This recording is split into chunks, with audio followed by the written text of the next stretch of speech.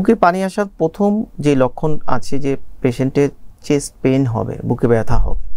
বুকে ব্যথার সাথে সাথে তার কাশি হবে। যদি কারো ক্যান্সার হয়ে থাকে, সেই ক্যান্সারের একটা জটিলতা বা কমপ্লিকেশন থেকে ফুসফুসে পানি আসতে পারে। ফুসফুসের ক্যান্সারের অন্যতম কারণ হচ্ছে স্মোকিং।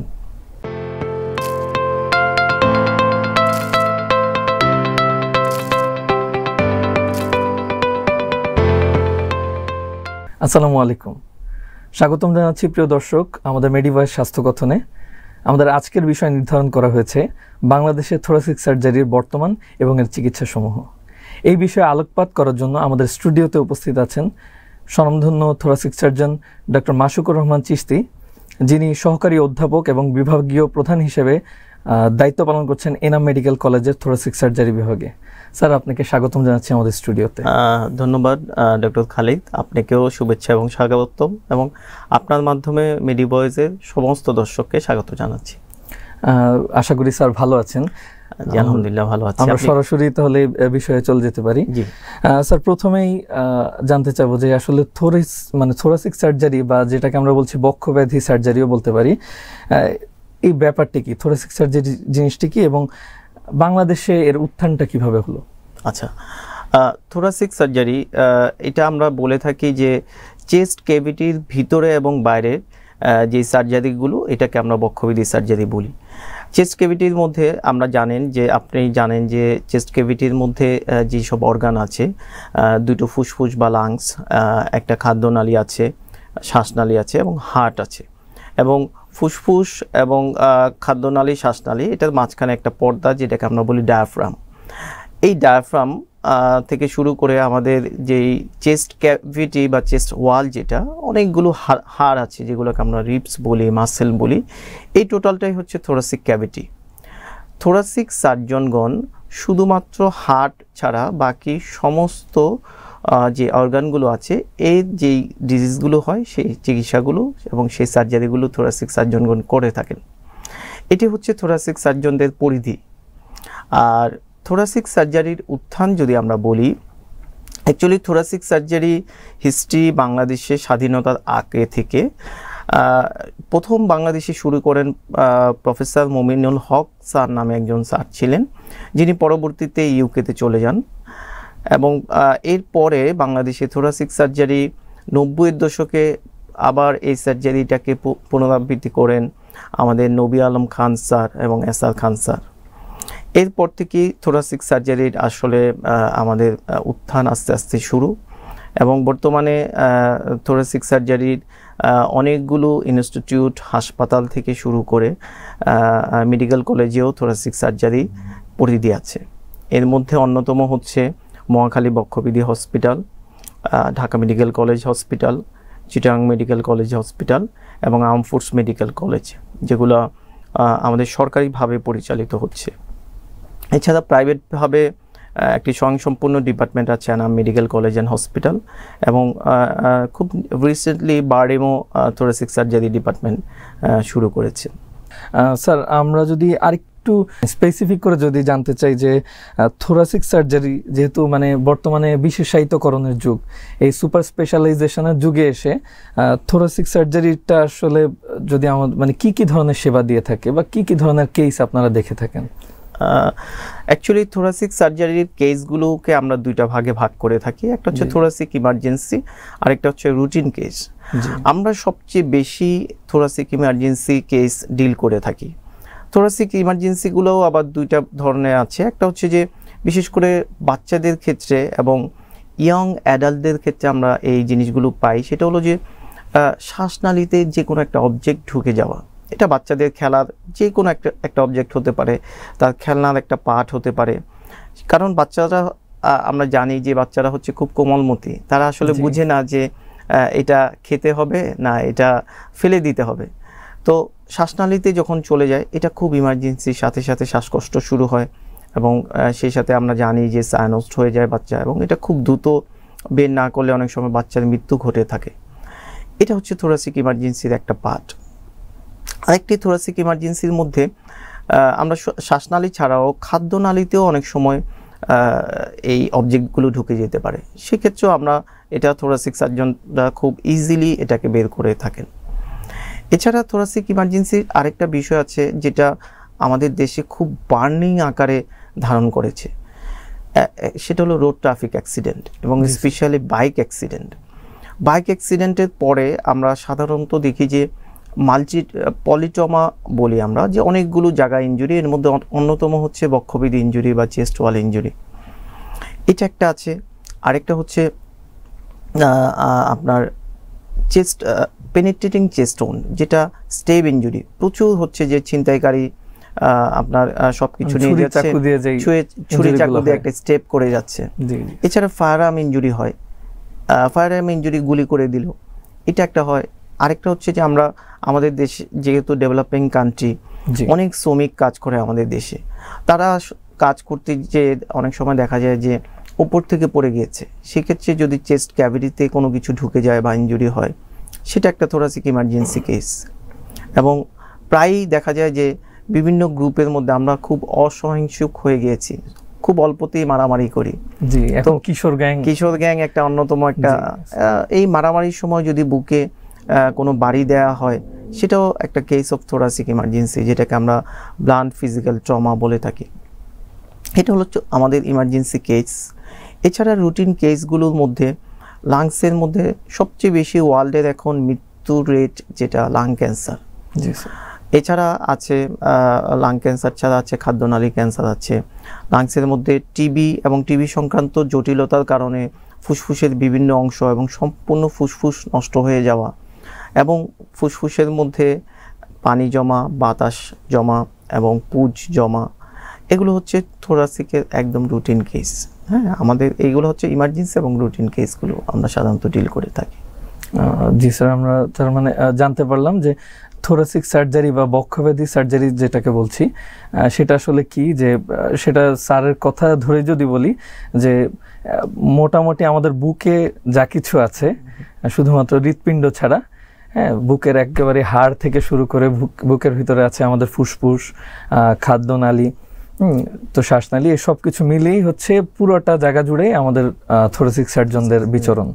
এবং স্যার বললেন যে থোরাসিক সার্জারিতে মোটামুটি মোটা দাগে বললে এমার্জেন্সি কেস আছে আর কিছু আছে রেগুলার কেস। তো স্যার যদি এখন এমার্জেন্সি কিছু কেসের কথা আমরা শুনেছি, আরও শুনবো, তো রেগুলার কিছু যদি আমাদের দর্শকের প্রশ্ন থেকে আসতে চাই, যে স্যার আমরা একটা জিনিস খুব জানি যে বুকের ভেতর পানি জমার একটি সমস্যা হয়। তো স্যার যদি বলতেন যে আসলে কোন ধরনের রোগীদের এই সমস্যাটা বেশি হয় এবং কি কি লক্ষণ নিয়ে তারা আসতে পারে? বুকের ভিতর পানি, এইটা সাধারণত আমরা বলি প্লুরাল এফিউশন। হ্যাঁ, বুকের ভিতরে পানি, আমাদের লাংসের বাইরে একটি আবরণ বা পর্দা আছে যেটার নাম হচ্ছে প্লুরা।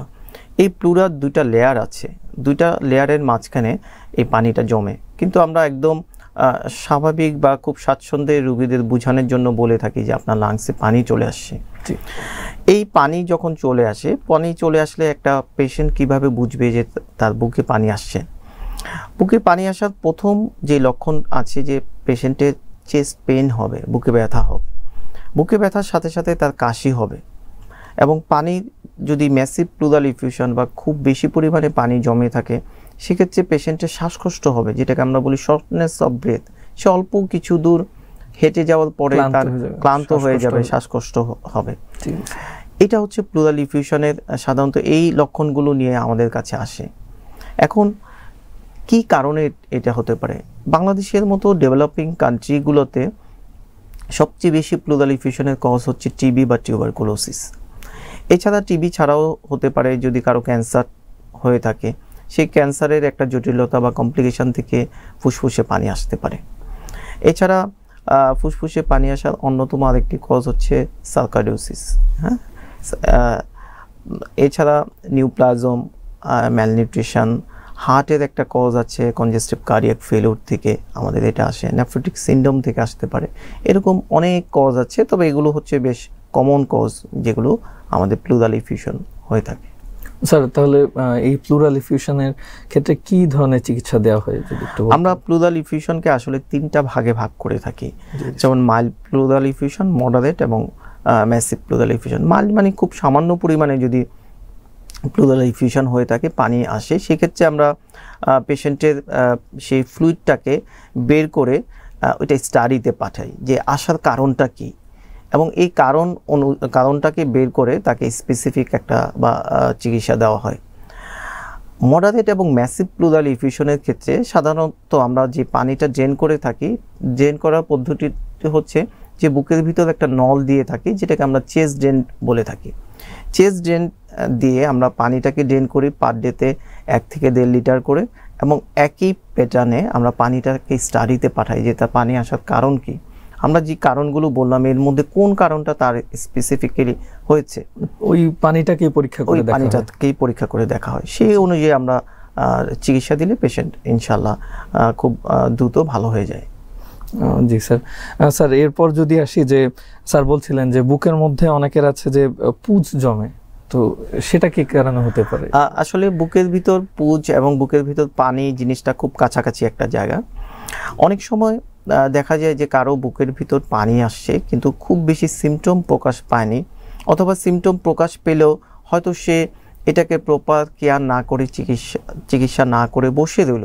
সেক্ষেত্রে এটা 2 সপ্তাহ বেশি বা 3 সপ্তাহ বেশি হলে এটা পুঁজ জমা বা অর্গানাইজেশন হতে পারে, এটা একটা কজ হতে পারে। এছাড়া যে কোনো ব্যাকটেরিয়াল কজে এটা হতে পারে, যে অনেক ধরনের ব্যাকটেরিয়া আছে, ইনফেকশন যেটাকে আমরা বলি যে স্টেপটোকক্কাস, স্টেফাইলোকক্কাস অরিয়াস, নিউমোকক্কাস, ক্লেপশিলা, এই ধরনের ইনফেকশন জনিত কারণে হতে পারে। এবং কারা এই পেশেন্টগুলো, কোন ধরনের পেশেন্টদের এই বুকে পুঁজটা বেশি জমে, আমরা সাধারণত বলি যে যেসব পেশেন্টদের ইমিউনো কম্প্রোমাইজ, যাদের রোগ প্রতিরোধ ক্ষমতা কম থাকে, তাহলে ইমিউনো কম্প্রোমাইজ পেশেন্টের মধ্যে আমাদের প্রথম লিস্টে চলে আসে ডায়াবেটিক্স মেলাইটাস। যাদের আনকন্ট্রোল ডায়াবেটিক্স মেলাইটাস থাকে তাদের বুকে পুঁজ জমার সম্ভাবনা থাকে। মানে স্যার আমরা বলছি যাদের হচ্ছে রোগ প্রতিরোধ ক্ষমতা কম, এর মধ্যে HIV যারা আছেন, ড্রাগ অ্যাবিউজার, অ্যালকোহলিজম, যারা অ্যালকোহল ইনটেক করছে, তাদের ক্ষেত্রে এই বুকের ভিতর পুঁজ জমার সম্ভাবনা অনেক বেশি থাকে। জি স্যার, ধন্যবাদ। মানে স্যার তাহলে হচ্ছে কি এক্ষেত্রে যেমন বললেন যে বুকে পানি জমা এবং পুঁজ জমা অনেকটা কাছাকাছি কারণে হতে পারে, তো স্যার চিকিৎসাটাও কি একই ধরনের? না, চিকিৎসা আসলে কাছাকাছি কারণ না। বুকের পুঁজ জমার 1 নম্বর কারণ হচ্ছে ইনফেকশন, বা বুকে পানি জমার যে কারণগুলো আছে, কারণগুলো অনেকগুলো কারণ আছে এগুলো। চিকিৎসা পদ্ধতিটাও ভিন্ন। বুকে পুঁজ জমার যে চিকিৎসা পদ্ধতি সেটাও আমরা বুকের থেকে যদি অল্প পরিমাণে হয়ে থাকে তাহলে সেক্ষেত্রে আমরা এটাকে অ্যাসপিরেট করে বের করে এটাকে কালচার সেন্সিটিভিটি করে কোন ধরনের অর্গানিজম দিয়ে এটা হয়েছে সেই অনুযায়ী আমরা জীবাণুটাকে খুঁজে বের করি, সেই অনুযায়ী আমরা অ্যান্টিবায়োটিক দিলে পেশেন্ট রিকভারি হয়ে যায়। বাট বেশি পরিমাণে যদি হয়ে থাকে তাহলে তাকে অবশ্যই চেস্ট ড্রেন টিউব দিতে হবে, এবং চেস্ট ড্রেন টিউব দিয়ে আমরা পুঁজটাকে ড্রেন করব, এবং ড্রেন করে তাকে কালচার সেন্সিটিভিটি করে সেই অনুযায়ী আমাদের অ্যান্টিবায়োটিক দিলে পেশেন্ট ভালো হয়ে যায় ইনশাল্লাহ। জি স্যার, তাহলে মানে চিকিৎসাটা হচ্ছে যত দ্রুত নেবে ততই রোগীর জন্য ভালো। এটা যদিও সব ক্ষেত্রে, এক্ষেত্রে একটা কথা আমি বলে রাখি যে বুকে যাদের পুঁজ হয়েছে তারা যদি সঠিক সময়ে চিকিৎসা না দেয় তাহলে বুকের বাইরে যে পুঁজটা এটা অর্গানাইজ হয়ে একটা পর্দা পড়ে যায়, যেটা আমরা ফুসফুসের পর্দা বলে থাকি। এই পর্দাটা মোটা হয়ে যায়, এবং মোটা হয়ে গেলে কি হয় যে ফুসফুসের যে সাধারণ যেই কার্যক্ষমতা সেটাকে নষ্ট করে দেয়।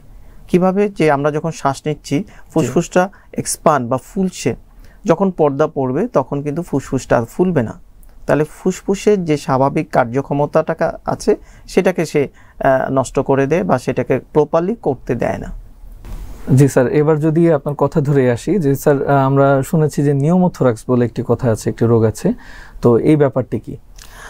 নিউমোথোরাক্স জিনিসটা হচ্ছে ফুসফুসের মধ্যে বাতাস, যেটা আমরা পানি এবং পুঁজের ক্ষেত্রে যে জায়গাটার কথা বলেছি ঠিক একই জায়গার মধ্যে যদি ফুসফুসের মধ্যে বাতাস জমে যায় সেটার নামই হচ্ছে নিউমোথোরাক্স।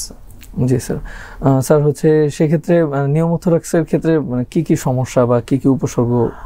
নিউমোথোরাক্সের ক্ষেত্রে যেটা হবে যে ফুসফুসের যে জায়গাটাতে বাতাস জমে এটা একটা অ্যাবনর্মাল কন্ডিশন, তখন লাং প্রপারলি এক্সপান্ড করতে পারে না। লাং যদি প্রপারলি এক্সপান্ড না হয় সেক্ষেত্রে পেশেন্ট যখন শ্বাস নেবে তখন তার কাফ রিফ্লেক্স যেটাকে আমরা বলি। সেই সাথে পেশেন্টের শ্বাসকষ্ট হবে, যেটা রেসপিরেটরি ডিস্ট্রেস, এবং শ্বাস নিতে না পারলে যেটা হয় যে পেশেন্টের চেস্ট পেইন হয়। হ্যাঁ, এই সাধারণত এই 3টা লক্ষণ নিয়ে পেশেন্ট আমাদের কাছে আসে। মানে এটার যে কারণগুলো অনেক ক্ষেত্রে কি আপনি যেমন এর আগে এমার্জেন্সি কেসগুলো বলছিলেন, তো এই নিউমোথোরাক্সে বললেন যে বুকে যে মানে বাতাস আসা, বাতাস জমা, সেগুলো কি মানে ওই কারণেও তো হতে পারে যে কোনো একটা ইনজুরি, ট্রমা? আগের কজগুলোর সাথে নিউমোথোরাক্স খুব রিলেটেড, এবং আমরা এটাকে অনেক সময় বলি হ্যামোনিউমোথোরাক্স। যেমন একটা অ্যাক্সিডেন্টাল কেসে আমাদের প্রত্যেকটা রিবসের সাথে 3টা স্ট্রাকচার থাকে, একটা আর্টারি থাকে, একটা ভেন থাকে, একটা নার্ভ থাকে। মানে একদম আমাদের যে বুকের খাঁচা, যে হাড়ের নিচে হাড় যে আছে, প্রত্যেকটা হাড়ের সাথে এই 3টে স্ট্রাকচার থাকে। যখন হাড়গুলো ভেঙে যায়, এই যে কোনো 3টা স্ট্রাকচারের 3টাই অথবা যে কোনো একটা বা একের অধিক স্ট্রাকচার ক্ষতিগ্রস্ত হতে পারে। ক্ষতিগ্রস্ত হলে যেই সমস্যাটা হয়, যদি আর্টারি বা ভেন ছিঁড়ে যায় সেক্ষেত্রে রক্তক্ষরণ হয়, এবং ভেঙে গেলে বাতাস জমা হয়। তাহলে এই দুইটার কম্বিনেশনকে আমরা বলি হ্যামোনিউমোথোরাক্স।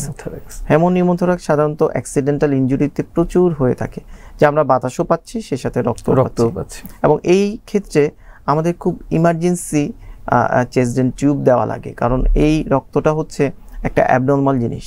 অ্যাবনর্মাল জিনিস যখন ফুসফুসের ভিতরে থাকবে, তখন সেটা ফুসফুসের নর্মাল কার্যক্ষমতাকে নষ্ট করবে এবং ফুসফুসকে ক্ষতিগ্রস্ত করবে। স্যার যেমনটি বলছিলেন যে ফুসফুসে ইনজুরি থেকে হেমোনিউমোথোরাক্স বা এই জাতীয় সমস্যা হতে পারে, তো সেই কথা থেকেই জানতে চাবো যে স্যার চেস্ট ট্রমা যে একটি কথা আছে, চেস্ট ট্রমা আসলে কত ধরনের হতে পারে বা কি সেটি যদি? চেস্ট ট্রমা আসলে অনেক টাইপের আছে। একটা হচ্ছে ব্লান্ট চেস্ট ট্রমা, আর একটা হচ্ছে penetrating chest trauma. Blunt chest trauma যেটা হতে পারে, যেটা ফিজিক্যাল অ্যাসল্ট, মারামারি থেকে হতে পারে, অথবা একটা মানুষ নর্মালি পিছলে পড়ে যেও ব্লান্ট চেস্ট ট্রমা হতে পারে, অথবা পেশেন্ট কোনো ভারী বস্তু ওঠাতে যেয়ে তার বুকের মধ্যে সেই ভারী বস্তুটি এসে পড়লো, এটাও ব্লান্ট চেস্ট ট্রমার মধ্যে পড়তে পারে। আর এরপরে আছে penetrating chest trauma. Penetrating chest trauma যে কোনো কিছু দিয়ে পেনিট্রেশন হতে পারে। আমরা যে কোনো অবজেক্ট, এটা যে ছুরি হতে হবে তা না, আমরা অনেক অবজেক্ট পাই যেটা বুকের ভিতর ঢুকে গিয়েছে, একদম ছিদ্র করে ঢুকে গিয়েছে, এটাকে আমরা পেনিট্রেটিং চেস্ট ট্রমা বলে থাকি। এর মধ্যে ছুরি হতে পারে, বাঁশ হতে পারে, আবার অনেক সময় মারামারির সময় শার্প উইপন ইউজ করে, দেশীয় বল্লম, আমরা এগুলো অনেক, টেটা বল্লম, এগুলো আমরা অনেক পেয়েছি যেগুলো চেস্ট ক্যাভিটির ভিতর ঢুকে গিয়েছে। এটা পেনিট্রেটিং চেস্ট ট্রমার মধ্যে পড়বে। এছাড়া গুলি, ফায়ারআর্ম ইনজুরি, এটাতেও পেনিট্রেটিং চেস্ট ট্রমার মধ্যে পড়ে। ফল ফ্রম হাইট, উপর থেকে পড়ে গেল, পড়ে নিচে যে কোনো একটা অবজেক্টের মধ্যে পড়ে গেলে, ঢুকে গেল, সেটা পেনিট্রেটিং চেস্ট ট্রমার মধ্যে হবে। স্যার এই ক্ষেত্রে একটা জিনিস যেটা সাধারণ মানুষ চিন্তা করে যে কোনো একটা মানুষের বুকে কিছু একটা ঢুকে গেল, এখন অনেকে মনে করে যে না, এটা বের করে ফেললে হচ্ছে হয়তো রোগীটা বেঁচে যাবে, মানে সাধারণ মানুষের জায়গা থেকে। তো আপনাদের পরামর্শ কি এই ক্ষেত্রে? খুবই গুরুত্বপূর্ণ এটা একটা প্রশ্ন। সাধারণত একটা অবজেক্ট ঢুকে গেলে এটাকে বের না করাই উচিত। বের না করে আপনি নিকটস্থ আপনার হাসপাতালে যাবেন, ডক্টর এটাকে দেখে অ্যাসিস্ট করে এটাকে ম্যানেজমেন্ট করবে। আমাদের থোরাসিক সার্জনদের কাছে আসলে আমরা প্রথমে অ্যাসেস করে দেখি যে তার কোথায় কী কী স্ট্রাকচার ইনভলভমেন্ট হয়েছে, এবং সেই অনুযায়ী আমরা পেশেন্টের এটাকে বের করার ব্যবস্থা করি। যদি ম্যানুয়ালি এটা বের করতে যায়, সেখানে ভয়াবহ কিছু জিনিস ঘটতে পারে। যেমন এই অবজেক্টটা কোথায় ঢুকেছে আমরা সেই মানুষটা কিন্তু জানে না, এবং সবচেয়ে খারাপ একদম না বললেই নয়, যে যেই ইনজুরিটা হয় সেটা হচ্ছে ল্যাসারেটেড ইনজুরি, সে তো বাই ফোর্স এটাকে টেনে বের করছে। তখন হয় যে অর্গানের সাথে সাথে যে আমাদের চেস্ট ওয়ালগুলো আছে, চেস্ট ওয়ালের মধ্যে মাসেল আছে, ভেসেল আছে, হাড় আছে, সবগুলো থেতলে যায়, যেটাকে আমরা বলি ল্যাসারেটেড ইনজুরি। এটা খুব ডেঞ্জারাস। এটা যতটুকু একটা জিনিস, একটা অবজেক্ট ঢুকে যেয়ে যতটুকু ক্ষতিগ্রস্ত করলো, এটা বের করতে যেয়ে এর চেয়ে বেশি ক্ষতিগ্রস্ত করে দিল পেশেন্টকে। এই মেসেজটা একদম সকল পর্যায়ের মানুষকে জানা উচিত যে একটা অবজেক্ট ঢুকেছে, সেক্ষেত্রে নিকটস্থ চিকিৎসকের কাছে যত দ্রুত সম্ভব ইমার্জেন্সি ডিপার্টমেন্টে উপস্থিত হলে এটা সেই অনুযায়ী ব্যবস্থা নেওয়াটাই গুরুত্বপূর্ণ, সবচেয়ে বেশি, এবং রোগীর জন্য এটি হচ্ছে জীবন বাঁচানোর জন্য বেশি গুরুত্বপূর্ণ। তো মানে হচ্ছে যে আমরা এটা যেন না মনে করি যে না, আমি হচ্ছে বের করে ফেললাম এবং রোগীটা হয়তো বেঁচে যাবে দ্রুত, না, বরঞ্চ ক্ষতি আর কি হচ্ছে আর কি এইভাবে। তো স্যার যেমন বলছিলেন যে চেস্ট ট্রমা এবং বাংলাদেশের প্রেক্ষাপটে বলছিলেন, তো স্যার এই চেস্ট ট্রমাগুলো ম্যাক্সিমামই আমরা দেখতে পাচ্ছি যে দুর্ঘটনাজনিত। তো এটাকে আসলে যদি কমিয়ে আনার জন্য আপনার কোনো সামাজিক সচেতনতামূলক পরামর্শ যদি দিতেন। আসলে চেস্ট ট্রমা আগে প্রথমে আমাদের কারণ আইডেন্টিফাই করতে হবে যে কি কি কারণে চেস্ট ট্রমা হচ্ছে। জি, এখন দুই ধরনের চেস্ট ট্রমা, 2 থেকে 3 ধরনের চেস্ট ট্রমা খুব বেশি। একটা হচ্ছে রোড ট্রাফিক অ্যাক্সিডেন্ট। আমাদের রোড ট্রাফিক অ্যাক্সিডেন্টের অনেক আইন আছে সড়কের, কিন্তু আমরা আইনকেও মানছি না। এবং সড়কের যেটা হচ্ছে যে একটা স্পিডের একটা প্রতিযোগিতা, সেই স্পিডের প্রতিযোগিতাগুলো কিন্তু বেশ হচ্ছে। এবং আমি মনে করি যে আইনের যদি সঠিক প্রয়োগ হয় তাহলে সড়কের দুর্ঘটনা অনেক হারে কমে আসবে। এবং অপরাধীকে বের করে এটা শাস্তিমূলক ব্যবস্থা করতে হবে তাকে, যেই অপরাধ করেছে, অ্যাক্সিডেন্ট যার কারণেই হয়েছে, তার যদি শাস্তিমূলক ব্যবস্থা থাকে তাহলে এটা কমে আসবে। এবং অদক্ষ ড্রাইভার দিয়ে ভেহিকেল, বিশেষ করে বিভিন্ন যানবাহন পরিচালনা না করাই উত্তম হবে। আমি বিশেষ করে যেটা বলতে চাই যে যারা গার্ডিয়ান আছেন, গার্ডিয়ানরা ইয়াং যেসব ছেলেপেলে আছেন তাদের ক্ষেত্রে আপনাদের বাইক কিনে দেওয়ার যে প্রবণতাটা, এবং এই বাইক অ্যাক্সিডেন্ট এখন খুব বেশি এবং আমরা অনেক প্রাণ হারাচ্ছি। ছোট ছোট বাচ্চারা যেটা তারা স্পিড যত দিচ্ছে তত নিজেকে হিরো মনে করছে, একটা বয়সের কারণে এটা। হ্যাঁ, সেই জন্য আপনারা আপনাদের সন্তানকে যখন একটা ভেহিকেল বা বাইক কিনে দিবেন, আপনি এটা মনে করতে হবে যে তার জন্য এই জিনিসটা ভালো কিনা বা তার এটা দরকার আছে কিনা। এই বাইক কিনে দিলে আমরা কিন্তু সেই বাচ্চাটাকে বা সন্তানটাকে আমরা টোটালি মনিটরিং করতে পারি না যে সে সারাদিন বাইকটা নিয়ে কী করছে। দুর্ঘটনাগুলো আসলে সেই জায়গা থেকেই হয়। সড়কের দুর্ঘটনা থেকে আবার যদি আমরা চলে যাই, যে মানুষ খুব অহিংসুক হয়ে গেছে, যেটা মানে সহিংসতা মানুষের মধ্যে খুব প্রবণতাটা খুব বেশি। সহিংসতা খুব অল্পতেই আমরা খুব রেগে যাচ্ছি, মারামারি করছি, এবং মারামারি করে আমরা কি করছি যে আমাদের হাতে যদি কোনো অবজেক্ট থাকে, আমি যদি আপনাকে আঘাত করতে যাই, আপনার ওপরের অংশেই আঘাত করব। ওপরের অংশের মধ্যে সবচেয়ে আগে চলে আসে চেস্ট ওয়ালে যখন ইনজুরি করি তখনই আমাদের ট্রমাগুলো বা দুর্ঘটনাগুলো হয়। সো সবাইকেই বলবো যে আমরা আমাদের রাগ কন্ট্রোল করি। একটা মানুষকে আঘাত করে কোনো কিছুর সমাধান হয় না, বরঞ্চ সেটা কথা বলার মাধ্যমে নিজেদের মধ্যে ভুল নিয়ে কথা বললে আমার কাছে মনে হয় যে এই জিনিসগুলো বুঝাবুঝিটা কমে আসবে।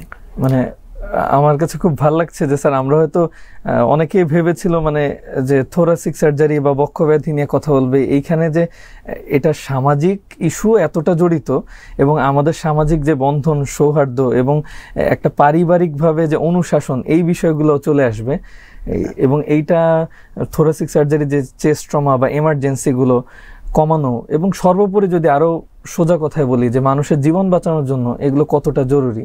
এবং স্যার যেটা বললেন যে আমাদের আসলে মেজাজকে নিয়ন্ত্রণ করা, আমাদের রাগ, এগুলোকে কমিয়ে আমরা যদি আমাদের সৌহার্দ্য বাড়াই, আমাদের মধ্যে কথা বলি, আরও সহজ করে আনতে পারি। তো স্যার আমরা এবার হচ্ছে আমাদের আরেকটু বিষয়ে যদি ফিরে আসি, স্যার বলছিলেন যে চেস্ট ট্রমার ব্যাপারে। স্যার আমরা জানি যে ফুসফুসে ক্যান্সার যে হয় এবং যেটি অন্যতম কারণ বললেন যে বর্তমানে মৃত্যু হারের মানুষের, তো স্যার আপনাদের কাছে এই ক্ষেত্রে ফুসফুসের ক্যান্সারের রোগীগুলো কিরকম আসে বা তাদের কি কি উপসর্গ নিয়ে আসে? ফুসফুসের ক্যান্সার সারা ওয়ার্ল্ডে খুব বার্নিং ইস্যু, এবং নভেম্বর মাস ওয়ার্ল্ড হেলথ অর্গানাইজেশন এটাকে টোটাল নভেম্বর মাসকে ফুসফুসের ক্যান্সার অ্যাওয়ারনেস মাস, লাং ক্যান্সার অ্যাওয়ারনেস মাস হিসেবে এটাকে ডিক্লেয়ার করেছেন। কতটুকু গুরুত্বপূর্ণ হলে জিনিসটাকে ওয়ার্ল্ড হেলথ অর্গানাইজেশন এটাকে নোটিস করেছে। অবশ্যই এই ফুসফুসের ক্যান্সারের অন্যতম কারণ হচ্ছে স্মোকিং। আমাদের কি কি কারণে ফুসফুসে ক্যান্সার হচ্ছে? আরেকটা সেকেন্ড কারণ হচ্ছে হাউসহোল্ড স্মোকিং বা হাউসহোল্ড ফিউম, যেটাকে আমরা বলি যে অনেকে কাঠের চুলায় রান্নাবাড়া করছে দীর্ঘদিন যাবৎ, তাহলে তার ক্ষেত্রে লাকড়িতে রান্না করা, তার ক্ষেত্রে ফুসফুসে ক্যান্সারের একটা সম্ভাবনা থাকে। তৃতীয় আরেকটা কারণ আমরা বলতে পারি অকুপেশনাল, যারা ব্রিক ফ্যাক্টরিতে কাজ করছে দীর্ঘদিন যাবত, তাদের ক্ষেত্রে একটা ফুসফুসে ক্যান্সারের সম্ভাবনা ইটের ভাটায়। এবং ফোর্থ যেটা খুব গুরুত্বপূর্ণ সেটা হচ্ছে এয়ার পলিউশন। আমরা কিন্তু খুব পলিউটেড নগরীতে বাস করছি এবং প্রায় আমাদের প্র্যাকটিসিং লাইফে আমরা যেটা দেখতে পাই যে একটা পেশেন্ট এসে আমাদেরকে প্রায় বলে যে আমি কখনো স্মোক করি নাই, কোনো পান জর্দা সিগারেট কিছুই খাই নাই, কিন্তু আমার লাং ক্যান্সার কেন হলো। সো এটা তাদেরকে বোঝানোর জন্য যে এয়ার পলিউশনের বিষয়টা আমাদের চলে আসে। তারপর স্যার যেমন হচ্ছে এরকম কিছু পেশেন্টও আসে যে মহিলা পেশেন্ট, তারা ভাবে যে মহিলা মানুষের আবার ফুসফুসে কেন ক্যান্সার হচ্ছে। সো এই ক্ষেত্রে এয়ার পলিউশনটা অনেক গুরুত্বপূর্ণ, অনেক বেশি গুরুত্বপূর্ণ। তো স্যার এই ক্ষেত্রে হচ্ছে কি কি যদি লক্ষণ নিয়ে আসে এবং তাদের মানে থোরাসিক সার্জারিতে আসলে কি চিকিৎসা হতে পারে? ফুসফুসের ক্যান্সারের প্রথম লক্ষণটা হচ্ছে বুকে ব্যথা হবে, যেটাকে আমরা চেস্ট পেইন বলি।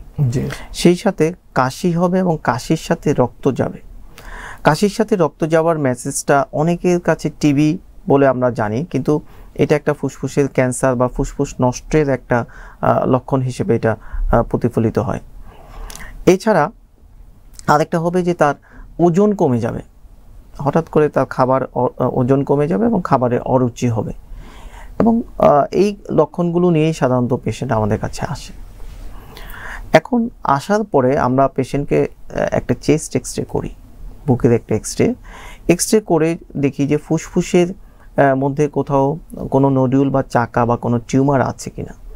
যদি সেটা থেকে থাকে সেক্ষেত্রে আমরা ওই জায়গা থেকে বায়োপসি করি, যেটা আমরাকে বলি সিটি গাইডেড এফএনএসি বা কোর বায়োপসি। বায়োপসি করার পরে আমরা আইডেন্টিফাই করতে পারি যে তার ক্যান্সার হয়েছে কিনা। তো আপনি জানেন যে ফুসফুসের আমাদের টোটাল 5টা লোব বা 5টা খণ্ড থাকে, যেটা ডান দিকের ফুসফুসে 3টা খণ্ড এবং বাম দিকের ফুসফুসে 2টা খণ্ড। আমরা আগে ডিটেক্ট করি যে এই টিউমারটা কোন লোবে আছে। এটা সাধারণত একটা লোবে থাকতে পারে বা একাধিক লোবে থাকতে পারে বা পুরো ফুসফুস জুড়ে থাকতে পারে। যদি একটা লোবে থাকে সেক্ষেত্রে আমরা সেই লোবটাকে এক্সাইজ করে কেটে ফেলে দিই, যেটাকে আমরা লোবেক্টমি বলে থাকি। এটা আমরা একদম হরহামেশা করছি আমরা লোবেক্টমি। এবং আর্লি ডিটেক্ট হলে এই লোবেক্টমি করলে পেশেন্টের মানে সার্ভাইভাল রেট অনেক বেশি বেড়ে যায়। এছাড়া অনেক সময় যদি আমরা 2টা লোবে দেখি তাহলে আমরা 2টা লোব কেটে ফেলে দিই, যেটাকে আমরা বাইলোবেক্টমি বলি। এবং সম্পূর্ণ লোবে যদি থাকে সেক্ষেত্রে পেশেন্টের জীবন বাঁচানোর জন্য আমরা সম্পূর্ণ লাংসকে কেটে ফেলে দিই, যেটাকে আমরা নিউমেনেক্টমি বলি। এই হচ্ছে ফুসফুসের ক্যান্সারের সার্জিক্যাল চিকিৎসা বা থোরাসিক সার্জারির চিকিৎসা। স্যার হচ্ছে এক্ষেত্রে মানুষের মধ্যে এক ধরনের মানে শঙ্কা বা হচ্ছে ভুল ধারণা কাজ করে যে ফুসফুস কেটে ফেলে দিবে তাহলে আমি বাঁচবো কিভাবে। তো স্যার আপনারা হচ্ছে এই চিকিৎসা করার পর রোগীদের মানে ফলাফলটা বা বেঁচে থাকার সার্ভাইভাল রেটটা কিরকম? লাং ক্যান্সার যদি আর্লি ডিটেকশন হয়, আর্লি ডিটেকশনে লাং ক্যান্সারের সার্ভাইভাল রেট বেশ ভালো। এবং আর্লি ডিটেকশন এবং আর্লি ট্রিটমেন্টে যদি পেশেন্ট আসে আমাদের কাছে, আমরা একটা ফুসফুসের একটি অংশ 2টি অংশ বা পুরো ফুসফুস কেটে ফেলে দিলেও পেশেন্টের নর্মাল যে জীবনযাপনে কোনো অসুবিধা হয় না। এবং আমরা সেটা অপারেশনের আগে আমরা সেটা ডিটেক্ট করে নেই যে তার একটা ফুসফুস দিয়ে সে তার কার্যক্ষমতা বা একটা ফুসফুস দিয়ে তার সার্ভাইভ করা পসিবল কিনা, যেটা আমরা ডিটেক্ট করে নিই, যেটাকে আমরা প্রি অপারেশন চেক আপ যেটা বলি, চেক আপ করে নিই যে তার সব কিছু ঠিক আছে কিনা বা এটা অপারেশন করা যাবে কিনা। স্যার অপারেশনের কথা বলছিলেন, তো এই ক্ষেত্রে মানুষের একটি প্রশ্ন থাকে যে যেমন আমরা এটা সমাজেও মোটামুটি এখন সবাই জানা যে হ্যাঁ ক্যান্সারের ক্ষেত্রে অনেকগুলো স্টেজ থাকে। এখন মানুষ প্রশ্ন করে যে কোন স্টেজে গেলে আসলে আমার অপারেশনটা প্রয়োজন, নাকি আমার অপারেশন ছাড়াই কি ওষুধ দিয়ে কি চিকিৎসা সম্ভব না? এটা খুবই ভালো এবং খুব জেনারেল একটা কোশ্চেন। যে অ্যাকচুয়ালি আমরা বলি যে কোনো লাং ক্যান্সারের যদি ডিটেক্ট হয় তাহলে operation is the first choice. আপনি এক্সিশন করে এটা ফেলে দিয়ে দেন পরবর্তীতে তাকে রেডিও কেমোথেরাপি বা আডজুভেন্ট থেরাপি নিলে পেশেন্টের সার্ভাইভাল রেট বা বেঁচে থাকার যে তার সময়টা সেটা হারটা অনেক বেশি বেড়ে যায়। সেক্ষেত্রে surgery is a better option. আর স্টেজিংয়ে যেটা বলি যে আসলে লাং ক্যান্সারের টিস্যু নিয়ে আমরা মানে স্টেজিং না করলে বোঝা যায় না যে এটা কোন স্টেজে আছে, কোন পর্যায়ে আছে। আমরা সাধারণত লাং ক্যান্সারের 4টা স্টেজ আছে, স্টেজ 1, 2, 3, 4। 4 এর ক্ষেত্রেও 4A 4B পর্যন্ত আছে। আমরা সাধারণত স্টেজ 4-এ ইনঅপারেবলই ম্যাক্সিমাম হয়ে যায়, যদিও বিভিন্ন উন্নত দেশে এগুলো অপারেশন করে থাকছে, কিন্তু আমাদের দেশে দেখা যায় যে 4A বা B আমরা ইনঅপারেবল স্টেজেই চলে যাই। তাহলে স্যার মানে একটা বিষয় হচ্ছে যে আমরা এতটুকু বুঝতে পারলাম খুব ভালোভাবে যে আসলে ক্যান্সারটিকে হচ্ছে যদি মানে অপসারণ করলে এটা বরঞ্চ রোগীর জন্য আরো বেশি ভালো, এবং তার বেঁচে থাকার সময়, তার জীবনযাপনের সময়টা আরো মানে প্রত্যাশাটা আরো বেড়ে যায়। তো এই কারণে হচ্ছে অনেকেই ভাবে যে না অপারেশনটা মনে হয় সর্বশেষ, কিন্তু আমরা স্যার যেটা বলেন যে ইনঅপারেবল একটা স্টেজ আছে, যে যখন আসলে অপারেশন করার আর কিছু থাকে না। তো আমরা এই জন্য ওই পর্যায়ে না গিয়ে প্রথম থেকে যদি চিকিৎসাটা নিই এবং এই অপারেশনের ব্যাপারে ভীতি না রেখে বরঞ্চ আশ্বস্ত হয়ে যে না আমরা থোরাসিক সার্জনের কাছে যাব এবং চিকিৎসা নিয়ে সুস্থ হব, সেই মনোভাবটা খুব জরুরি। তো স্যার এবার যদি আসি যে আপনি বলছিলেন যে থোরাসিক সার্জারির মধ্যে আসলে খাদ্যনালীর বিভিন্ন সমস্যা নিয়েও আপনাদের কাছে আসে, বিশেষ করে যদি স্যার বলেন যে খাদ্যনালীর ক্যান্সার যেটা আমরা খুব দেখতে পাচ্ছি, তো এই ব্যাপারে যদি বলতেন। খাদ্যনালীর ক্যান্সারটা খুব ইদানিং বেশ আমরা পেয়ে থাকি। খাদ্যনালীর ক্যান্সার আসলে কি কারণে হয়ে থাকে? খাদ্যনালীর ক্যান্সারের অন্যতম কারণ হচ্ছে যে বিটেল নাট, যেটা আমরা পান খাওয়া, দীর্ঘদিন যাবত যারা পান এবং পানের সাথে বিভিন্ন ধরনের জর্দা, খয়ের, সুপারি খেয়ে থাকে, সাদা পাতা, এগুলোর কারণেই অন্যতম কারণ। এছাড়া অ্যালকোহলিজম, যারা অ্যালকোহলিজম দীর্ঘদিন করে থাকে, স্মোকিং করে থাকে তাদের ক্ষেত্রে, এবং যাদের দীর্ঘদিন গ্যাস্ট্রিকের সমস্যা আছে যেটার নাম হচ্ছে রিফ্লেক্স ইসোফেজাইটিস, সেক্ষেত্রেও খাদ্যনালীর একটা ক্যান্সারের অন্যতম কারণ।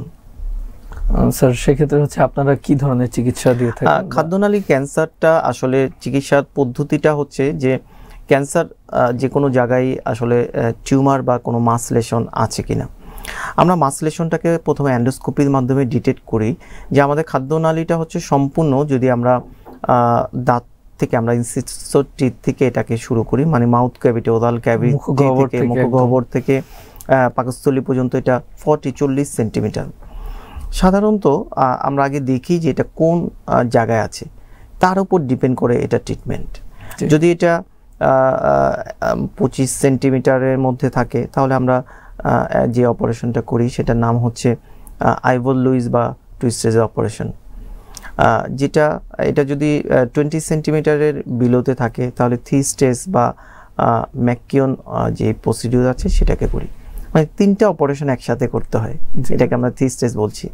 আর যদি 32 সেন্টিমিটারের পরে হয় তাহলে এটাকে আমরা বলি 1 স্টেজ অপারেশন, এটাকে আমরা বলছি সুইস প্রসিডিউর। এই হচ্ছে খাদ্যনালীর অপারেশন। এবং অপারেশনের পরে আমরা খাদ্যনালীর টিউমারটা যে জায়গায় আছে ওই টিউমারটাকে অপসারণ করে খাদ্যনালীর সাথে স্টমাককে একটা অ্যানাস্টোমোসিস বা জোড়া লাগিয়ে দিই, যেটা আমরা পেশেন্টকে বোঝানোর জন্য বলি যে এটা একটা one kind of bypass surgery. Bypass surgery করে, এবং এখানেও পেশেন্ট দীর্ঘদিন তার সার্ভাইভাল রেট বেড়ে যায় এই অপারেশনের ফলে, মানে রোগী আর কি সুস্থ হয়ে তার স্বাভাবিক জীবনে। স্যার আর যদি খাদ্যনালী সংক্রান্ত আর কি কি সমস্যা নিয়ে আপনাদের কাছে? খাদ্যনালী সংক্রান্ত সমস্যার মধ্যে খাদ্যনালীর নিচের দিকে একটা ন্যারোইং হয়, যেটাকে আমরা বলি অ্যাকালেশিয়া কার্ডিয়া। এছাড়া খাদ্যনালীতে যেটা হতে পারে রিফ্লেক্স ইসোফেজাইটিস। এছাড়া খাদ্যনালী শ্বাসনালী দুটো খুব কাছাকাছি থাকে, যেটা কনজেনিটালি আমাদের একটা খাদ্যনালী শ্বাসনালীর মধ্যে যদি কমিউনিকেশন হয়, এটাকে আমরা বলে থাকি হচ্ছে ট্রাকিও ইসোফেজিয়াল ফিস্টুলা। কমিউনিকেশন জন্মগতভাবে এগুলা হয়ে থাকে। এছাড়া খাদ্যনালীর মধ্যে অনেক সময় দেখা যায় যে ছোট ছোট টিউমার হয়, লিওমায়োমা, হেমানজিওমা, এগুলো খাদ্যনালী সাধারণত প্রবলেম নিয়ে আমাদের কাছে আসে। তার মানে স্যার আমরা মোটামুটি এটাও জানতে পারলাম যে খাদ্যনালীরও সমস্যাগুলো হচ্ছে বক্ষব্যাধি বা থোরাসিক সার্জারির আন্ডারেই হয়ে থাকে, এবং রোগীরাও খুব মানে ভালোভাবেই সুস্থ হচ্ছে। তো এটা আমাদের রোগীদের জন্য নিশ্চয়ই খুবই একটি সুসংবাদ। এবং আসলে থোরাসিক সার্জারির বিষয়টা যেটা যে এখন আমরা জানলাম যে এটার উত্থান আসলে হয়েছে এবং বাংলাদেশে এখন এটা হাঁটি হাঁটি পা পা করে চলছে এবং মানুষের সচেতনতার জন্য আজকের আমাদের এই প্রোগ্রামটা, আশা করি সবাই খুব উপকৃত হবে। আমি একটু খাদ্যনালী ক্যান্সার ছাড়াও আমরা যেটা বলি নন ম্যালিগন্যান্সি, যে ক্যান্সার না কিন্তু খাদ্যনালীতে কি সমস্যা হতে পারে, এটাও একটা সামাজিক অ্যাওয়ারনেসের জন্য আমি কথাটা বলছি। যে আমরা আজকাল মানে খুব বেশি আমাদের ইমোশনাল স্ট্রেস, খুব বেশি, খুব অল্পতেই রেগে যাই, খুব অল্পতেই নিজেকে ধ্বংস করে দিতে চাই। এর মধ্যে অন্যতম একটা জিনিস হচ্ছে সুইসাইডাল টেন্ডেন্সি। সুইসাইডাল টেন্ডেন্সিতে আমাদের দেখা যায় যে প্রায় মানুষজন বিষ খেয়ে থাকে, যেটা হারপিক খেয়ে থাকে বা যে কোনো কিছু খেয়ে থাকে। যখন খাচ্ছে সেটা আমাদের খাদ্যনালী দিয়ে যাচ্ছে, যেটাকে আমরা ইসোফেগাস দিয়ে যাচ্ছে। ইসোফেগাস দিয়ে গেলে যেটা হয় যে এই অ্যাসিডটা যখন যাবে তখন খাদ্যনালী যে নর্মাল যে ডায়ামিটার আছে, যে পুরুত্ব আছে, সেটাকে সে আর্কিটেকচারটাকে নষ্ট করে দিচ্ছে। এই নষ্ট করে দেওয়ার জন্য যেটা হচ্ছে যে সে লং টাইম একটা সাফারিংসের মধ্যে পড়ছে। সো এইটা কিন্তু আমাদের আরেকটা খাদ্যনালী সংক্রান্ত একটা গ্রুপ অফ পিপলস বা খাদ্যনালী ইমার্জেন্সি যেটা আমরা ডিল করে থাকি, আমরা প্রায়ই পেয়ে থাকি যে হারপিক পয়জনিং, যে হারপিক খেয়ে আমাদের কাছে আসছে, বিষ খেয়ে আসছে আমাদের, হ্যাঁ, যেটাতে খাদ্যনালী একদম আর্কিটেকচার এবং ন্যারো হয়ে যায়, সে স্বাভাবিক খাবার দাবার খেতে পারে না। এবং এই ক্ষেত্রে আমাদের খুব বেশি কিছু করণীয় থাকে না। যে একটা ইয়াং পিপল যদি এই ধরনের হয়ে থাকে, সেক্ষেত্রে আমরা কি করি যে তাকে একটা বাইপাস, আমরা এখানে একটা ফিডিং জিওস্টোমি করে দিই, কারণ তাকে তো কিছু দিয়ে বেঁচে থাকতে হবে, কারণ দীর্ঘদিন সে স্যালাইন নিয়ে বেঁচে থাকবে না বা স্যালাইন দেওয়া পসিবলও না। সেক্ষেত্রে আমরা ফিডিং জিওস্টোমি করে দিই। কিছু কিছু ক্ষেত্রে যদি খাদ্যনালী তার খাবার পরিমাণের ওপর ডিপেন্ড করে যে সে কী পরিমাণ হারপিক খেয়েছে। অনেক সময় দেখা যায় যে হারপিকটা কম খেয়েছে বা কম গিলেছে, বা খাওয়ার সাথে সাথে দেখা গেল সে পানি বা এই ধরনের কিছু দিয়ে সেটাকে ডাইলিউট করে দিয়েছে। সেক্ষেত্রে খাদ্যনালী যদি ইনজুরি কম হয়, তার ডায়ামিটারটা যদি ভালো থাকে, ওই ক্ষেত্রে আমরা আরেকটা প্রসিডিউর করি যে ভিতরে খাদ্যনালীটাকে আস্তে আস্তে ডাইলেট করে দিই, ডাইলেটর দিই। ডাইলেট করলে যেটা সুবিধা হয় যে খাদ্যনালী আগের স্টেজে আসে না, কিন্তু তার একটা পথ তৈরি হয়। সেই পথ দিয়ে সাধারণত দেখা যায় যে 4 থেকে 6 মাস বা কারো ক্ষেত্রে 8 মাস এই ডাইলেটেশনটা ভালো থাকে, এটা আবার পূর্বের অবস্থায় ফিরে আসে। এই ডাইলেটেশন দিয়ে সে হয়তো 8 মাস পর্যন্ত বা 6 মাস পর্যন্ত সে হয়তো খাবার দাবার খেয়ে ভালো থাকতে পারবে। সেক্ষেত্রে স্যার এটা কি আবার তার 8-6 মাস পর কি আবারও এসে একই ডাইলেটেশন করে নিতে হয়? আগের মতো কন্ডিশনে চলে আসে, আবার ডাইলেটেশন করে নিতে হয়। রিপিটেড ডাইলেটেশন আসলে খুব রিস্কি। এটা রিস্কি, অনেক সময় দেখা যায় যে খাদ্যনালী ছিঁড়ে যায়, পারফোরেশন হয়ে যায়, কিন্তু আসলে আমাদের হাতে তখন কিছু করণীয় থাকে না। চিকিৎসা পদ্ধতিটাই এটা। আর যদি ক্ষতির পরিমাণ আরও কম হয়, সেক্ষেত্রে আমরা ক্যান্সারে যেই অপারেশনগুলো বলেছি, সেই অপারেশনগুলো আমরা এখানে করে থাকি, যে 1 স্টেজ, 2 স্টেজ বা 3 স্টেজ অপারেশন করেও অনেক সময় আমরা খাদ্যনালীর সাথে স্টমাকের একটা বাইপাস করে এটাকে রিকভারি বা ট্রিটমেন্ট দিয়ে থাকি। তার মানে যে স্যার এটা আসলে পুরো আমাদের সমাজের জন্য একটা হচ্ছে মেসেজ, যে এই যে আমাদের সমাজে দেখা যাচ্ছে যে বিভিন্ন ধরনের আত্মহত্যার প্রবণতা, সুইসাইডাল কেস বাড়ছে, এবং এই ক্ষেত্রে আপনারা যেটা পান যে কীটনাশক বা এই যে হারপিকের কথা বললেন, তো এই জিনিসগুলো যেন কমিয়ে আসার জন্য আমাদের পারিবারিক সৌহার্দ্য, এই বিষয়গুলো বাড়ানো এবং সামাজিক সখ্যতাও বাড়ানোর কোনো বিকল্প নেই। তো ধন্যবাদ স্যার, মানে খুবই একটি বার্নিং ইস্যু তুলে ধরার জন্য আমাদের সাথে। তো স্যার হচ্ছে আরেকটা বিষয় জানতে চাবো যে স্যার মানে শ্বাসনালীর বিষয়টি যদি আমাদেরকে বলতেন, যে শ্বাসনালী সংক্রান্ত কি কি সমস্যা আপনারা পান আর এর কি কি করণীয় বা চিকিৎসা? শ্বাসনালী যেটা ট্রাকিয়া, শ্বাসনালীর ইমার্জেন্সি কিছু কেস আমরা পেয়ে থাকি, যে ইমার্জেন্সি শ্বাসনালীর মধ্যে কোনো অবজেক্ট ঢুকে যাওয়া, এটা পিন হতে পারে, হিজাব পিন হতে পারে, বা যে কোনো অবজেক্ট, পয়সা হতে পারে, বা খেলনা যে কোনো একটা পার্টস হতে পারে, এটা হচ্ছে শ্বাসনালীর ইমার্জেন্সি।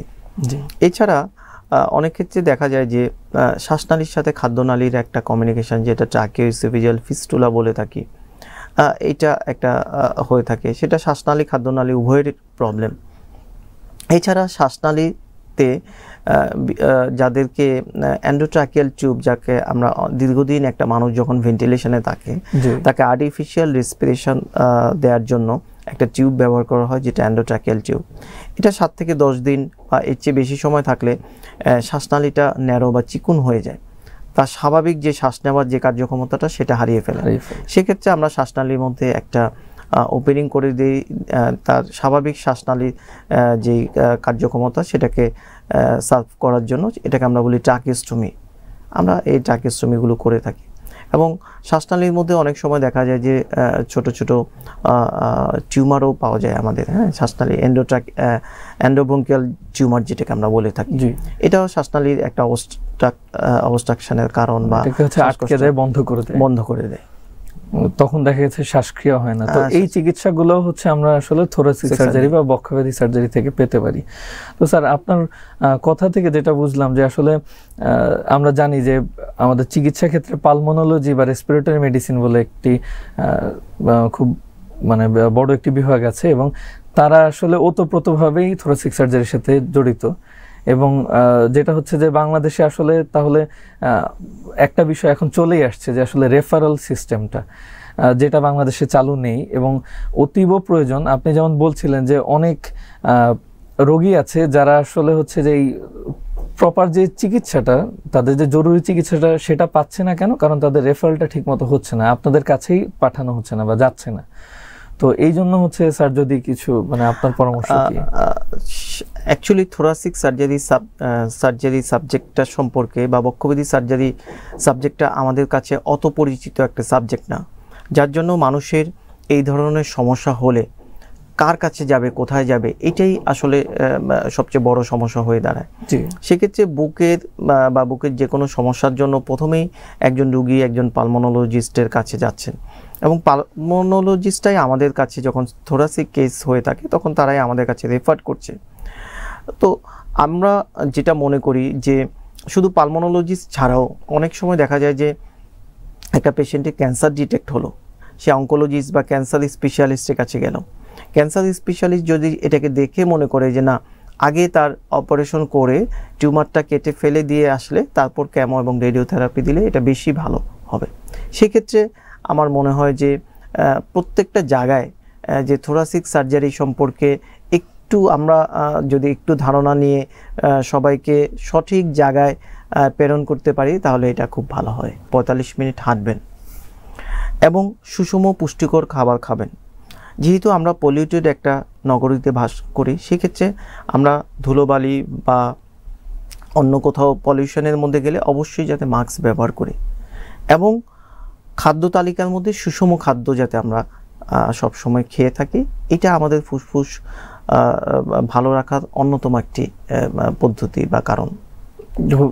মানে স্যার কাছে আমরা এটা জানতে পারলাম যে আসলে ব্যায়ামের কোনো বিকল্প নেই সুস্থ রাখার জন্য এবং আমাদের হাঁটলেই স্বাভাবিকভাবে আমাদের মানে ফুসফুসের ব্যায়ামটাও হয়ে যাচ্ছে। স্যার, আমরা হচ্ছে জানতে পেরেছি যে যেটা আসলে না বললেই নয়, এটা বিশেষ করে আমাদের পুরো চিকিৎসক সমাজের জন্য এটি খুবই উৎসাহের বিষয় হবে যে বাংলাদেশে আসলে থোরাসিক সার্জারিতে রেসিডেন্সি কোর্স চালু হওয়ার পর আমাদের শ্রদ্ধেয় মাশরুকুর রহমান চিশতি স্যারই হচ্ছে প্রথম রেসিডেন্ট ডক্টর যিনি থোরাসিক সার্জারিতে রেসিডেন্সি সম্পন্ন করেছেন। তো সেই জায়গা থেকে স্যার আপনি বাংলাদেশে আমাদের চিকিৎসকদের জন্য এই থোরাসিক সার্জারিতে ক্যারিয়ার অপরচুনিটি নিয়ে যদি বলতেন। থোরাসিক সার্জারি আসলে টোটালি একটা ডেভেলপিং সাবজেক্ট। এখানে ক্যারিয়ার অপরচুনিটি অনেক ভালো যে আমরা বর্তমানে বিভিন্ন মেডিকেল কলেজগুলোতে থোরাসিক সার্জারি পোস্ট গ্রাজুয়েশনের জন্য গভর্নমেন্টের কাছে প্রস্তাবিত কিছু এজেন্ডা দেওয়া হয়েছে এবং এটা খুব শীঘ্রই বিভিন্ন মেডিকেল কলেজগুলোকে পোস্ট গ্রাজুয়েশন করা হবে। কিন্তু সেই তুলনায় পর্যাপ্ত থোরাসিক সার্জন বাংলাদেশে নাই। এটা যারা নবীন চিকিৎসক বা ইয়াঙ্গার থোরাসিক সার্জন হতে চান বা কেরিয়ার বিল্ড আপ করতে চান তাদের ক্ষেত্রে কিন্তু এটা একটা ভালো মেসেজ যে গভর্নমেন্ট সেক্টরে অনেকগুলো পোস্ট গ্রাজুয়েশন হচ্ছে, একই সাথে প্রাইভেট সেক্টরে কিন্তু এনাম মেডিকেল কলেজ এবং বারডেম ছাড়া কোথাও থোরাসিক সার্জারি নাই, মানে থোরাসিক সার্জারি ডিপার্টমেন্ট নাই। তো সেই ক্ষেত্রে দেখা যায় যে ফিল্ড অলমোস্ট একদমই ফাঁকা বা ফিল্ডে থোরাসিক সার্জন খুবই কম সেই এবং আমাদের রুগীর চাপ এবং রুগীর সংখ্যা প্রচুর, যার জন্য ইয়াঙ্গারদের জন্য এটা একটা খুব ভালো একটা ফিল্ড এবং আমি মনে করি যে যারা অন্যান্য সাবজেক্ট চিন্তা করছেন তাদের ক্ষেত্রে থোরাসিক সার্জারি একটা ভালো অপশন হতে পারে। স্যার যদি এই ক্ষেত্রে একটু আমাদের নবীন চিকিৎসকদের জন্য বলতেন যে বাংলাদেশে থোরাসিক সার্জারিতে কি কি কোর্স চালু আছে, এফসিপিএস বা বাংলাদেশে দুইটা কোর্সেই চালু আছে, একটা হচ্ছে এমএস রেসিডেন্সি আর একটা হচ্ছে এফসিপিএস থোরাসিক সার্জারি। তো নবীন চিকিৎসকরা এই সুযোগটা অবশ্যই নিতে পারেন, যেহেতু এইটি একটি রাইজিং ফিল্ড হচ্ছে, এবং আরও যেহেতু সুপার স্পেশালাইজেশনের যুগ এখন, তো আস্তে আস্তে আমাদের যত আমরা স্পেশালাইজেশন বিশেষায়িতকরণের দিকে যাব তত আমাদের আসলে সমাজের জন্য, মানুষের জন্য এবং দেশের জন্য কল্যাণকর হবে। তো থোরাসিক সার্জারির অপারেশন নিয়ে একটা কথা বলি, যে রাইজিং বা লেটেস্ট যে অপারেশনগুলো আছে, আগে আমরা বুক কেটে অপারেশন করতাম, যেটা নাম হচ্ছে থোরাকোটমি। এখন কিন্তু আমরা কাটাটাকে খুব অল্প পরিমাণে কেটে ক্যামেরার মাধ্যমে অপারেশন করছি, যেটা হচ্ছে vats, video assisted thoracoscopic surgery, যেটা অন্যান্য ফিল্ডে বলি আমরা ল্যাপারোস্কোপিক সার্জারি, কিন্তু চেস্ট ক্যাভিটির মধ্যে যেই ক্যামেরার সাহায্যে যে অপারেশনটা করা হয় সেটাই হচ্ছে ল্যাপারোস্কোপিক সার্জারি। এটা মডার্ন একটা চিকিৎসা, যেটা বাংলাদেশে আমরা অনেক আগে থেকে এই ল্যাপারোস্কোপিক সার্জারি ট্রিটমেন্টটা করে আসছি। সো যত নতুন প্রযুক্তি এবং নতুন বিষয় জিনিসগুলো সবই কিন্তু থোরাসিক সার্জারি ওন করছে, এবং থোরাসিক সার্জারিতে সেই চিকিৎসাগুলো বাংলাদেশে হচ্ছে এখন। এটা নিশ্চয়ই আমাদের বাংলাদেশের জন্য আশাব্যঞ্জক যে বাংলাদেশে ইতিমধ্যে যেই উন্নত থোরাসিক সার্জারিগুলো আছে সেগুলো করা হচ্ছে, এবং স্যার নিজেও করছেন, এবং স্যার আমরা জানি যে আস্তে আস্তে তো মানে রোবোটিক সার্জারির দিকেই বিশ্ব আগাচ্ছে। তো সব কিছু মিলে আসলে নবীন চিকিৎসকদের জন্য এটা খুব ভালো একটি সুযোগ, এবং মানুষের জন্য এটি কল্যাণ বয়ে আনবে। এখনও রোবোটিক সার্জারি বাংলাদেশে হয়তো শুরু হয়নি, কিন্তু যারা নবীন চিকিৎসক বা আমরা যারা আছে, আমাদের অবশ্যই ড্রিম দুটো আছে, একটা হচ্ছে lung transplant and robotic surgery বাংলাদেশে এস্টাবলিশ করা। অলরেডি ভ্যাটস থোরাসিক সার্জারি বাংলাদেশে ওয়েল এস্টাবলিশ। ইনশাল্লাহ আমাদের যারা আছে, আমাদের যারা শিক্ষক আছেন এবং যারা নবীন চিকিৎসক আছে, সবাই মিলে আমরা ইনশাল্লাহ আমাদের একটি ড্রিম হচ্ছে যে থোরাসিক সার্জারি সম্পর্কে মানুষের কাছে মেসেজ পৌঁছে দেওয়া, এবং একই সাথে যত আধুনিক থোরাসিক সার্জারি আছে সেটা বাংলাদেশে সেটা করা। তো ইনশাল্লাহ আমরা মানে এই আশা রাখতেই পারি যে এটি অনতিবিলম্বে খুব অদূর ভবিষ্যতে বাংলাদেশে এই সেবাগুলো চালু হবে, এবং ডাক্তাররাও এগিয়ে আসবে, মানুষও ভালো থাকতে পারবে। তো স্যার হচ্ছে যদি সর্বশেষ আপনি আমাদের দর্শক এবং জনসাধারণ উদ্দেশ্যে কিছু কথা বলতে চান, আমরা প্রোগ্রামের একদম শেষ পর্যায়ে চলে এসেছি। আমি আসলে দর্শক এবং সবাইকে যে কথাটা বলবো, যেহেতু আমি একজন থোরাসিক সার্জন, থোরাসিক সার্জারির এক্সপেক্টেই যেটা বলতে চাই যে আমাদের ফুসফুস দুটা, লাংস দুইটা, হার্ট একটা, আপনারা আপনাদের ফুসফুসকে ভালো রাখুন এবং নিয়মিত ব্যায়াম করুন, সুষম খাবার খাবেন, এবং সেই সাথে সহিংসতা এড়িয়ে চলুন, হ্যাঁ, এবং ধূমপান মুক্ত জীবন ধারণ করুন। এতে করে হচ্ছে আমাদের স্যার যেমন বলছেন যে পলিউশনটাও কমে আসবে। আর ধূমপানের ক্ষেত্রে স্যার একটি কথা আছে যেটা আসলে না বললেই না, যে প্যাসিভ স্মোকিং, যেটা হচ্ছে একজন হচ্ছে ধূমপান করছে কিন্তু পাশের জন্য সেই ধোঁয়ার আক্রান্ত হচ্ছে, এবং এভাবে করে কিন্তু হচ্ছে আমাদের ফুসফুসটা হচ্ছে আস্তে আস্তে অনেক ক্ষতিগ্রস্ত হচ্ছে। তো স্যার আপনাকে অসংখ্য ধন্যবাদ আমাদের সাথে এতক্ষণ যাবৎ সুন্দর সময় দেওয়ার জন্য, আপনার এত ব্যস্ততার মধ্যেও অসংখ্য ধন্যবাদ।